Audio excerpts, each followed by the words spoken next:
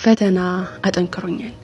የህይወት ትግል አልችልም አይሆንልኝም የሚለው ስንፍናዬን ቀብሮ ከማላውቀው ጥንካሬ ጋር አስተዋውቆኛል። የሰዎችን ድጋፍ ከመሻት እርዳታቸውን ከመከጀል ፈጣሪ የሰጠኝን ድንቅ ስጦታ አውቄና ተረድቼ ራሴን ችዬ እንድቆም ብርታት ሆኖኛል። ፈተና ድጋሚ ሰርቶኛል። የትላንት ስህተቶቼ ዛሬ ላይ ትክክል እንደሆነ ረድተውኛል። መውደቅና መነሳቴ ከተራነት ሰው አሻግሮ ለመኖር መጓጓትን የህይወትን ጥልቅ ሚስጥርን መመልከቻ የህልምን ታላቅ ሽልማት አድሎኛል። ፈተና እኔ እንዳግም ሰው አድርጎኛል። ፈጣሪ ስለሰጠኝም ስለነሳኝም። አሰላሙ አለይኩም ወራህመቱላሂ ወበረካቱሁ። ድና የተከበራችሁ የቻናል ቤተሰቦች እንዴት ናችሁ? ሰላም ናችሁ? አልሐምዱሊላህ ሰላም ነኝ። በያላችሁበት ሰላማችሁ ብዙት ተረፍ ይበልልኝ። ለቻናሌ አዲስ የሆናችሁ ደግሞ ሰብስክራይብ ማድረጋችሁን እንዳትረሱ፣ ላይክ ሼር ያደርጋችሁ አበረታቱን እና የአፋርና የጋላ እርቅ የኔ አማራ ማለት ነው የኛ አማራና አፋር እርቅ ማለት ነውና ዴንበር ስለሆነ በጣም ደሙ እየፈሰሰ በጣም ከነሱም ከኛም ብዙ ነፍሶች እየጠፉ ስለሆነ እስኪ ሁላችሁም በያላችሁበት ሰላም እንዲወርዱ አድርጉ። እንግዲህ በተደጋጋሚ እርቅ እየወረደ እየታረቅን ነበር፣ ግን ከነሱም ከኛም ባለጌ አይጠፋምና እርቁን እያፈረሰው ነው።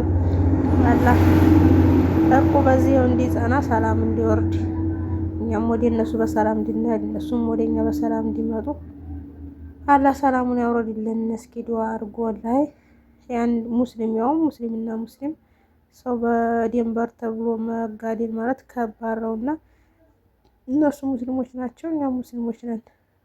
ግን በቃ እኛና እነሱ ያው በአንድ ስለሆነ ውሏችንና እኔ እንጃ ብቻ ገፋችሁኝ እዚህ አታመጡም እዚህ አታገሩም በመባባል እንዲሁም አንዳንድ ባለጌ አይጠፋምና የእነሱንም ንብረት በመዝረፍ የኛ ንብረት በመዝረፍ ጠቡን ይቀሰቅሳሉ ማለት ነው። እና አላህ እስኪ ሰላሙን ያውርድ።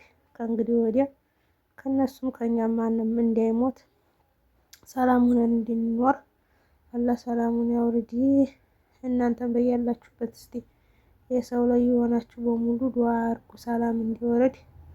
በተለይ ከሀራ በታች ያላችሁ ሁላችሁንም ይመለከታልና ከኛም ቤተሰብ ያልሞተ የለም ከነሱም ከቤተሰብ ያልሞተ የለምና እንግዲህ ስንት አመቱ ማለት ነው።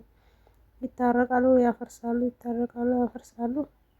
እንግዲህ ወደ መጨረሻ ያርገው አላህ አፋራሽን ደግሞ የያዘውና ሰላም አውርደን አብረን የምንኖር የምንገዳደፍ ያርገን። አንዱ ነፍስ ማጥፋው ላይ ከባድ ነው። ያውም ዝም ብሎ በዚህ በማይረበው በዴንበር በመሬት ማለት ነው ባላህ መሬት በዛ ላይ እነሱ ሙስሊሞች እኛ ሙስሊሞች እና ወንጀልም ከባድ ነው።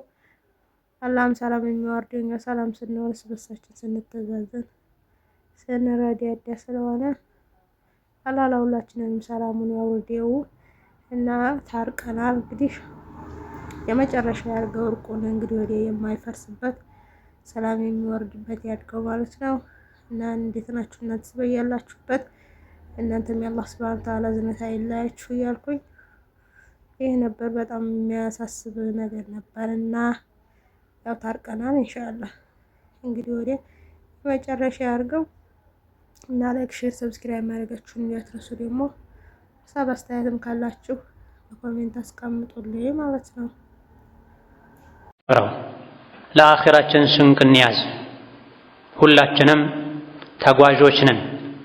ከተወለድንበት ጊዜ ጀምሮ በል ከዚያ በፊትም የእናቶቻችን ማህፀን ውስጥ ካረፍንበት ጊዜ ጀምሮ ተጓዦች ነን። ወደ አኺራ እየተጓዘን ነው። አንድ ቀን ጉዞው ያበቃል፣ ጉዳዩ ይጠናቀቃል። የያዝነውን ይዘን አላህ ፊት እንቀርባለን። በዛ ቀን የሚያዋጣው ስንቅ ትጥቅ የአላህ ፍራቻ ነው። የቻሉትን ያክል ኸይር ስራ መስራት ነው። ወንጀልን መርዝ ነው ብሎ አስቦ መተውና መራቅ መጠንቀቅ ነው። የአላህ ባሮች ሆይ አሁን ያለንበት ወር የረጀብ ወር ነው። ወደ ረመዳን እየተጠጋን ነው። አላህ ተባረከ ወተዓላ በሰላም ረመዳንን አግኝተው ኸይር ሥራ ሰርተው ከጀሃነም ነፃ ከሚሆኑ ባሮቹ አላህ ያድርገን። እዛ ለመድረስ ያብቃን ከሰላም ጋር ከዓፊያ ጋር። ረጀብ